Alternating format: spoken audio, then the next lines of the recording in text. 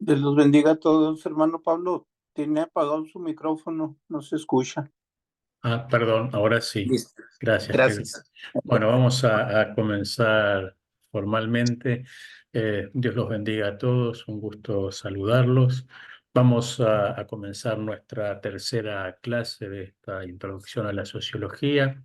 La materia, ustedes ya de a poco la van conociendo, van tomando nota, y en esta clase nos tocaría hablar de cultura y socialización, básicamente del proceso y del concepto de cultura. Así que la primera pregunta es, yo doy por sentado que todos pudieron ver la clase, eh, todos leyeron o trataron de leer la bibliografía asignada, y ahí abro un paréntesis. Si bien en los quiz no hay preguntas sobre la bibliografía, es bueno que ustedes la vayan leyendo paulatinamente, porque ustedes van a ver que eso les va a ampliar el horizonte respecto de la clase. De hecho, lo que yo digo en la clase y el material de la clase no está en la lectura, porque si no sería repetitivo. Con lo cual, desde ese punto de vista, las lecturas les van a aportar mucho más y les va a enriquecer mucho más cada clase. Así que eso ténganlo en cuenta. Y sí, yo valoro especialmente en el trabajo final que ustedes van a tener que realizar y entregarme, que es ni más ni menos que un resumen de la materia y cómo ustedes piensan que esta materia les puede ayudar en el desarrollo ministerial de cada uno de ustedes. Pero en ese contexto yo voy a valorar particularmente si ustedes hacen menciones a la bibliografía leída, porque eso a mí me va a dar el hecho de pensar que cumplieron con los requisitos de la materia y que no se contentaron solo con los videos, con lo cual mejora la nota conceptual. Dicho esto, del video y de lo que ustedes estuvieron viendo, ¿ustedes tienen alguna duda, alguna pregunta, algo que les haya generado sorpresa, que estén a favor, que estén en contra? A mí no me molesta que me digan que no piensan como yo o que estoy equivocado desde el punto de vista de ustedes en algún aspecto. Así que bueno, pregunto. ¿Alguna duda, pregunta, interrogante, disidencia? Bueno, a mí en lo personal Sí. me impactó mucho ver cómo usted lo desglosó en la clase y ver en la manera que pensaba cada una de las personas, cómo era el socialismo, tanto cultural como en la casa que se empieza, que son los cimientos que mencionaba, que, como Moisés a los 4 años, él ya venía con esa mentalidad y ya Ujú. sabía quién era. Para mí es muy impactante esa información porque yo creí que yo había criado a mis hijos con las creencias de yo vivía y cómo se vivía en México, que uno era amable, que uno saludaba, que uno respetaba a los mayores. Y ahora que usted lo menciona, comprobé que sí, porque a pesar de que ellos están ya adultos, siguen siendo como yo los formé. No como aquí, que hi grandma, es como ahora me dicen mis nietos, y cómo ellos respetan a los mayores con el saludo Ujú. adecuado y Claro. en donde quiera. Y sí me impactó mucho eso y creo que es muy necesario Ujú. para poder empezar a la nueva generación a hacer la cultura, no necesariamente en la cultura de nuestro país, sino en la cultura en donde están viviendo y nosotros entender.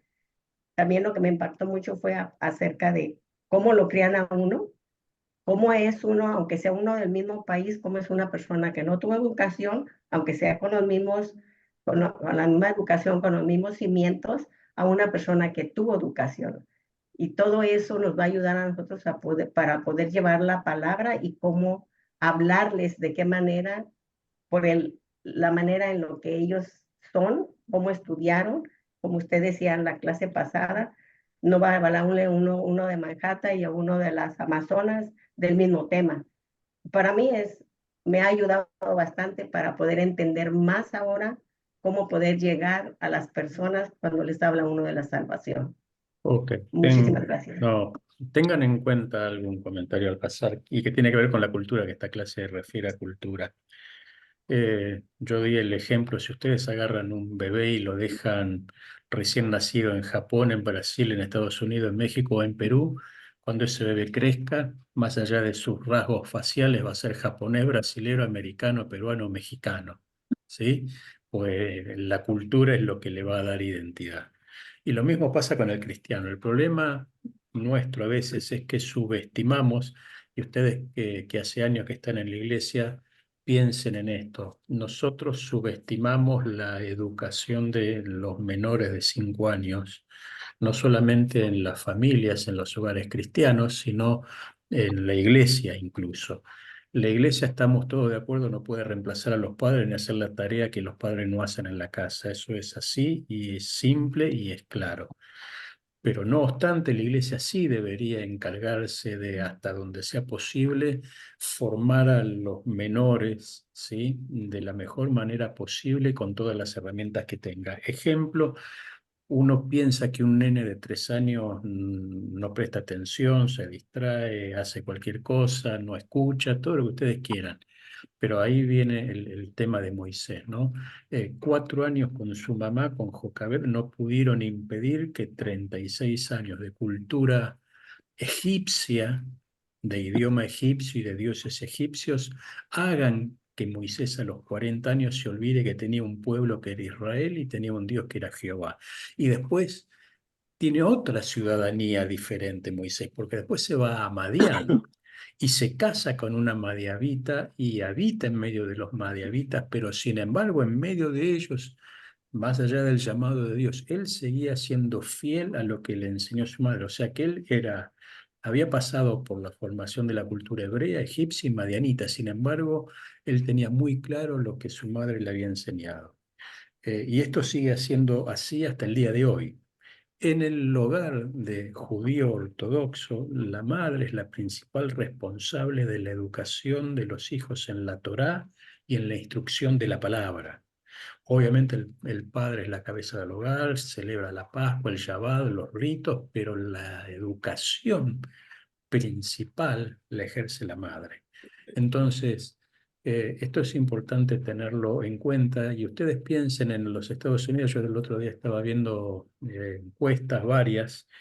El 67% de los jóvenes que llegan a los 18 años o a la mayoría de edad abandonan la iglesia, pese a que se educaron en la iglesia, por varias cosas. Primero, porque hay un tema de multiculturalidad y se crió en la cultura y el idioma americano y sigue hablando español por la tradición de sus padres o de sus abuelos, pero su idioma y cultura empieza a ser la americana. Y lo segundo es porque huyen aterrados y aburridos de la iglesia. Ustedes piensen que hoy cualquier chico, más allá de los recursos económicos que tenga, ustedes le dan a un nene de 2 años, de 3 años, un celular y lo va a manejar mejor que cualquiera de nosotros juntos. Y cualquiera de nosotros le va a preguntar a ese nene de 3 años cómo hacer algo con el celular y él lo va a saber hacer. Porque son lo que llamamos nativos digitales. Sin embargo, llegan a la clase de escuela dominical y durante 10 años, lo voy a exagerar al propósito el ejemplo, se la pasaron dibujando el arca de Noé, se la pasaron dibujando a David y a Goliat, y él no está acostumbrado al lápiz y al papel, está acostumbrado a la tecnología incluso en el kinder, porque aún en el kinder los procesos más allá de los dibujos y de las cosas son eminentemente interactivos y tecnológicos. Entonces, ustedes piensen que al día de hoy nuestros jóvenes y adolescentes, para darles un ejemplo, no tienen juegos cristianos que puedan jugar en red. No hay clases de grupos de jóvenes que interactúen semanalmente a través de plataformas virtuales. No digo mandarse un mensajito de WhatsApp, estoy hablando de plataformas donde ellos puedan acudir para en grupo estudiar juntos la palabra, eh, obviamente que no es Zoom, para que accedan a intercambios, a recreación online. Ese es el lenguaje de ellos. Entonces, sigue siendo un importante desafío respecto de la generación Z. Y es así. Parece que los chicos no prestan atención, pero ya lo dice la palabra, instruye al niño en su camino o en su carrera y aun cuando fuere viejo, no se apartará, ¿no? Y ahí me parece que la iglesia tiene que hacer un poco de autocrítica. No sé si tienen algún comentario. Sí, José.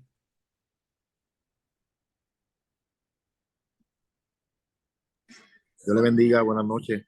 ¿Qué Espero tal, que no se escuche pastor? mucho ruido, ya que No, no, estoy en no, un no, lugar no. donde hay ruido. Quería aportar que en mis inicios pastorales tuve una experiencia con algunos maestros que en medio del proceso coloqué como maestros de niños. Y cuando entraba a los salones a supervisar qué es lo que estaban haciendo, me percataba que lo que hacían eran dibujar. Y llegó el momento en que me tuve que sentar con los profesores, ¿verdad? Con los maestros a cargo Sí, de esa sí. área y exigirle que más allá de entretenerlo, quería que le dieran una instrucción bíblica, porque muchas veces ellos carecen a veces en los hogares de una instrucción bíblica. Entonces es en la iglesia que tenemos la oportunidad de impactarlos para siempre. Y de ahí en adelante surgió que entonces comenzamos a darle como una forma mucho más estructurada, mucho más agresiva, ¿verdad? Con los profesores para que fueran más intencionales y, ¿verdad? Y ya en un tiempo atrás, dejando, ya que no estoy al frente de la iglesia ahora, pero dejamos una congregación muy robusta y sobre todo los niños muy instruidos en la palabra. Y niños que verdaderamente llegaban a la iglesia porque estaban interesados en ir a la clase o ir al culto de los niños. O sea que fue una experiencia muy linda ver de niños de entretenimiento de juego a simplemente a dibujar, a ser niños que verdaderamente estaban interesados en ir a disfrutar de una escuela bíblica de enseñanza. Gracias, disculpe. No, por Buenas noches. favor, gracias por el aporte. Tengan en cuenta esta encuesta de George Barna, que es un famoso sociólogo americano, incluso que trabaja temas cristianos, decía que casi más del 50%, entre el 55 y el 58% de los jóvenes confesaron que sus líderes nunca le preguntaron si quería hacer una profesión de fe o optar por Jesucristo como Señor de sus vidas. Entonces, está bueno el tema de la cultura y el entorno cristiano, pero si no hay una decisión y enseñanza concreta respecto de Cristo como Señor, ahí estamos en un problema. Ustedes piensen que las religiones más tradicionales y más cerradas, salvando las distancias, a ver, yo no me imagino a un judío preguntándole a su hijo adolescente si va a hacer el Bar Mitzvá, si va a ir al templo con él o no. O sea, eso ni se les ocurre por la cabeza, ni hay posibilidad de que diga otra cosa. Pero no tiene que ver porque es un padre autoritario, tiene que ver porque es el ejemplo que les dio y es lo que los niños aprendieron de chicos. Y eso, nos guste o no, lo reconozcamos o no, hizo que más allá de que estén en Francia, en Polonia, en Rusia, en México, en Argentina, fuera de Israel, el primer país con mayor cantidad de judíos es Estados Unidos y el segundo es Argentina. Acá tenemos muchos judíos. Eh, pero antes que argentinos ellos son judíos. Y antes que franceses son judíos y antes que americanos son judíos. Y esto hace casi 5.800 años que ocurre y es porque cumplen con los principios del libro de Deuteronomio de cuando te acuestes y cuando te levantes y andando por el camino y cuando estés trabajando y vos le vas a hablar esta palabra a tus hijos y a los hijos de tus hijos y la repetirás, ¿sí? Bueno, eso sigue estando igual. Ahora, sin embargo, yo y ustedes seguramente como pastores de años, más de una vez yo he tenido que atender a hermanas que vienen y dicen, no sé qué hacer, mi hijo no me hace caso, no quiere venir a la iglesia, está re rebelde, esto y lo otro. ¿Y cuántos años tiene? 13. Bueno, ahí hay una falla estructural de base, independientemente del temperamento de los menores. Pero esto es importante tenerlo en cuenta. No sé si tienen algún otro comentario sobre la clase y sobre los temas que tienen que ver con cultura.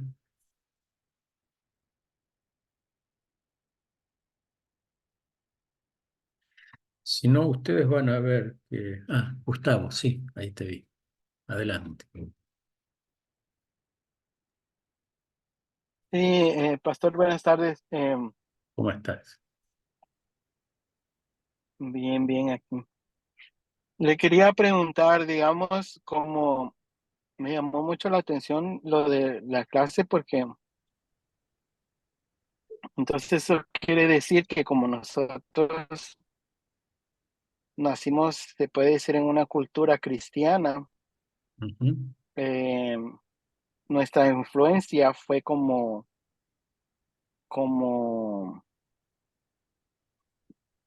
se puede decir,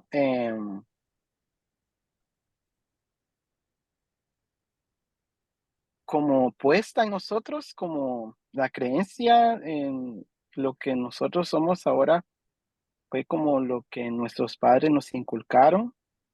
A ver, en parte sí y en parte no.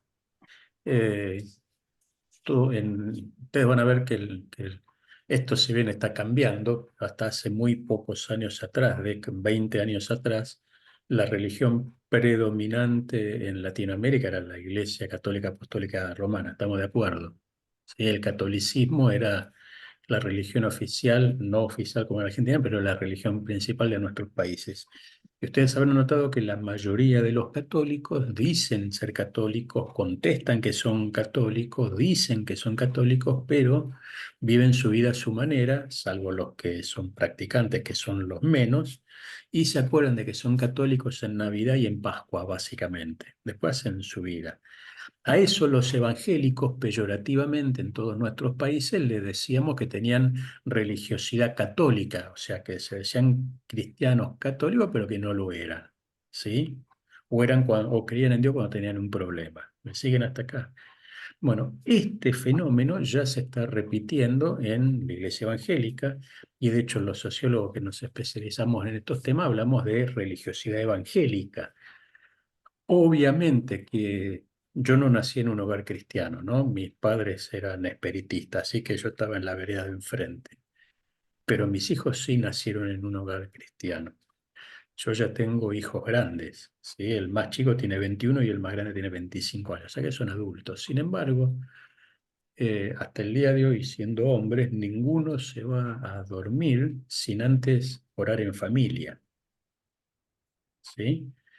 Y aunque sean las 4 de la mañana, no importa, pero ellos saben que tenemos, aunque sea 10 minutos, hay que orar como familia, porque lo hacen desde que tenían 2 años, desde que aprendieron a hablar, ellos se aprendieron a leer con la Biblia. Ahora, llegó el momento que eso no alcanzaba, entonces, más allá de que yo era pastor y eso, yo tenía que tratar de lograr que ellos reconozcan a Jesús como Señor de su vida. Ah, porque Dios no tiene nietos, Dios tiene hijos. Entonces, es cierto que muchos cristianos nacen en entornos cristianos, pero eso no exime la responsabilidad de que nosotros como cristianos y como líderes tenemos que promover el reconocimiento de Jesús como Señor y Salvador individual de cada persona. Si eso no somos eficientes en hacerlo, vamos a tener un problema, pues vamos a ser más parecidos a lo que nosotros conocemos de la Iglesia Católica de lo que pensamos. Pero nuestro Eh, contexto cultural es cristiano, sin duda. y le pregunto eso, pastor, porque yo estaba escuchando a un predicador de Brasil que estaba diciendo que él se está dando cuenta que en Europa se está convirtiendo en el lugar no alcanzado porque los musulmanes están multiplicándose de una manera increíble, no porque están como convirtiendo a la gente adulta al musulmán, sino llegaron a las ciudades de Europa donde las personas no querían tener hijos y ellos se pusieron a tener hijos, a multiplicarse, a tener 10, 12 hijos. Entonces ya esos pueblos, ya culturalmente, ellos se están adueñando ya de Europa Eso es por así. ese aspecto. A ver, no solamente de Europa, sino de muchos países de Latinoamérica, e incluso en parte esa es la Ujú. tendencia hacia Estados Unidos. El tema es que a ver cómo decirlo, el musulmán en el mundo cristiano goza de una buena familia y libertad, pero el cristiano en el mundo musulmán es perseguido y más de una vez es ejecutado por su fe. Entonces, si ustedes ven países europeos hoy, ustedes lo pueden googlear. El alcalde de Londres es musulmán. el primer ministro de Londres es de origen musulmán. En España pasa casi lo mismo, en todos los países de Europa. El tema está en que hoy la religión que más crece es la religión musulmana.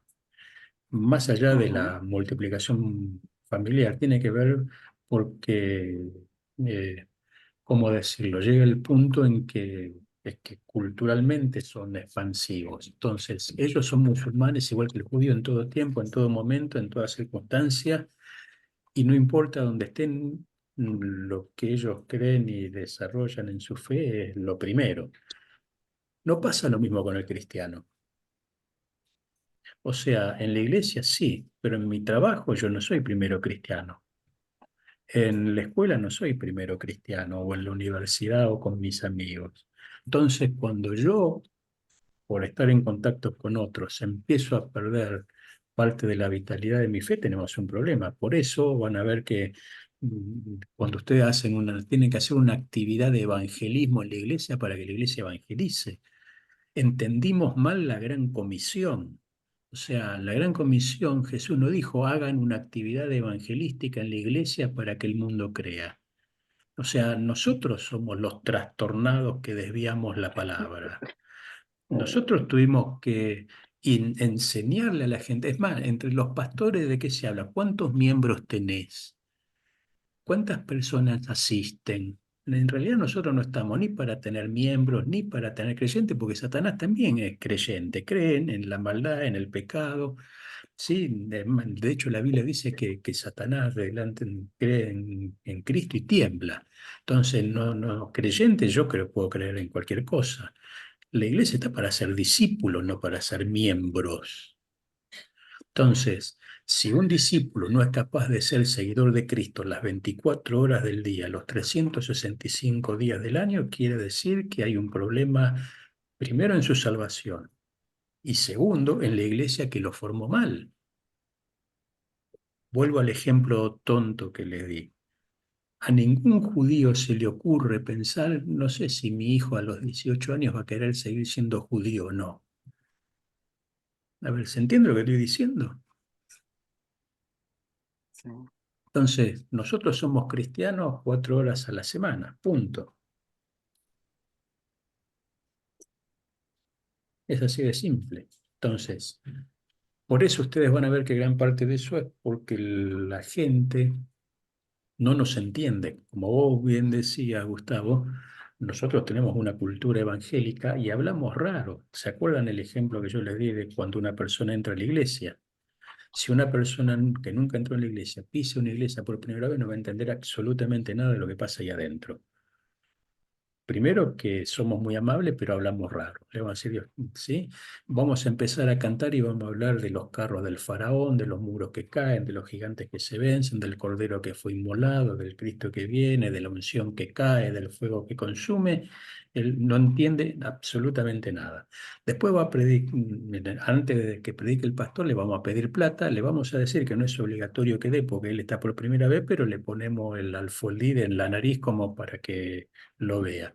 Y finalmente va a predicar el pastor de un libro que él nunca leyó en su vida, va a hablar del griego, del hebreo, de la teología, de la doctrina y de la eclesiología, y si esa persona no fuera por el Espíritu Santo, se va sin haber entendido nada. Pero antes de irse, parecemos la policía. Le vamos a preguntar el nombre, le vamos a pedir el domicilio, el teléfono, los datos, cuáles son sus problemas, y encima después nos vamos a quejar porque no volvió.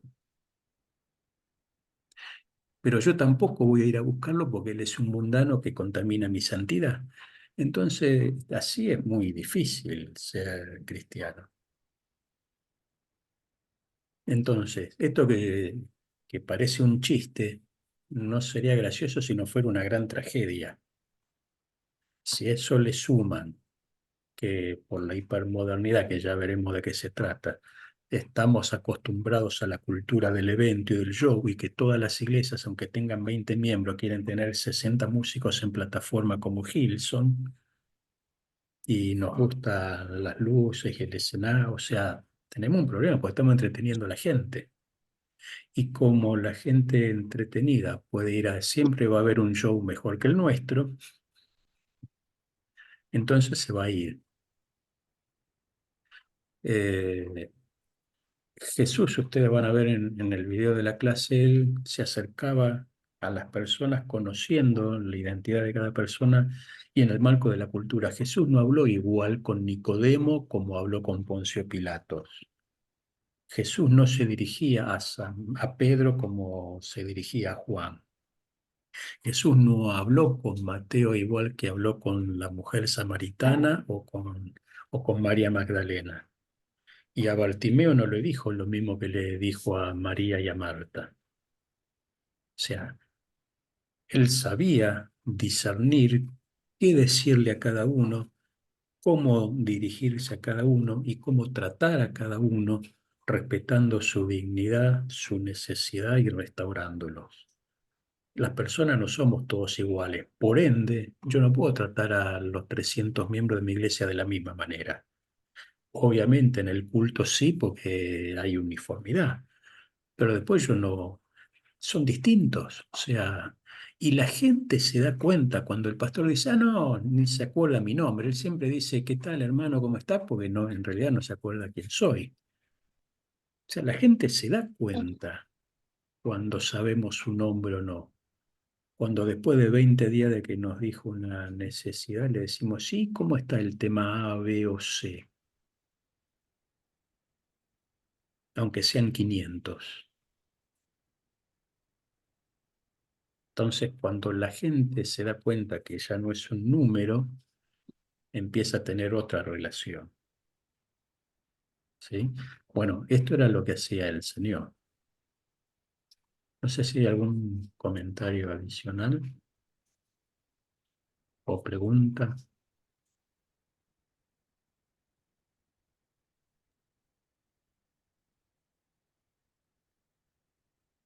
Bueno, ok, entonces sí le voy a ir pidiendo que vayan anticipando, si quieren lo hablamos la próxima clase, pero tengan en cuenta que gran parte de la nota de cada uno de ustedes va a ser el trabajo final. Y ahí en el trabajo final, no se olviden que yo en el fondo soy abogado. Entonces, para mí son todos culpables hasta que me demuestren lo contrario. Y a priori ninguno leyó ni hizo ningún esfuerzo hasta que me demuestren lo contrario. O sea, yo siempre parto de la vereda de enfrente. Entonces, en ese trabajo, ustedes me van a tener que demostrar a mí que leyeron, que vieron las clases y que lo pensaron con razonamiento crítico. No quiere decir que ustedes tienen que estar de acuerdo con lo que yo digo. Lo que quiere decir es que para poder estar en contra de lo que yo dije van a tener que ser fundados, ¿sí? O estar fundados. Entonces, si quieren hablamos la semana que viene, pero ¿a qué viene esto? A que no dejen el, para hacer el trabajo final en los últimos 2 días. Porque una vez que terminamos la última clase, que no me acuerdo la fecha, pero hagan de cuenta que esta fuera la última clase, una vez que yo corté el Zoom, ustedes tienen una semana para entregar el trabajo final. Y eso quiere decir que si no lo vienen preparando, no lo van a llegar. Así de simple. Entonces, vuelvo. No esperen la última semana para hacer el trabajo final, porque lo van a hacer, lo van a entregar, pero no van a decir nada. Y la nota entonces no va a ser tan buena y casi el 30% de la nota de esta materia es ese trabajo. ¿Sí? Así que si quieren, anótense en las dudas que tengan y lo hablamos la clase que viene, pero yo les diría que empiecen a preparar y a mirar eso, porque no son solamente 10 hojas, pues uno puede hacer una redacción sobre el bosque en 10 hojas. El tema es que tenga contenido, ¿sí? Y que cuando ustedes digan, me gustó la clase número 3, me sepan decir por qué cosas y en qué les ayudó eso y en qué no, y cómo lo van a usar y cómo no. Y si me dicen, no estoy de acuerdo con lo que dice el autor B, me sepan decir por qué no están de acuerdo con lo que dijo el autor B o con lo que dije yo. ¿sí? Bueno, todo eso en una semana no lo van a preparar. Bueno, ¿alguna consulta adicional?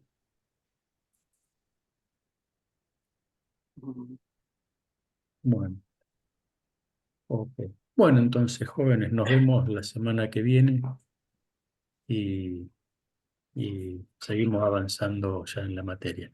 Bueno, Dios los bendiga a todos. Un gusto saludarlos. Muchísimas gracias. Dios les bendiga. Bendiciones. Muchas Buenas noches, gracias, que te pastor. bendiga. Hasta luego. Bendiciones. Que Gracias. descanse.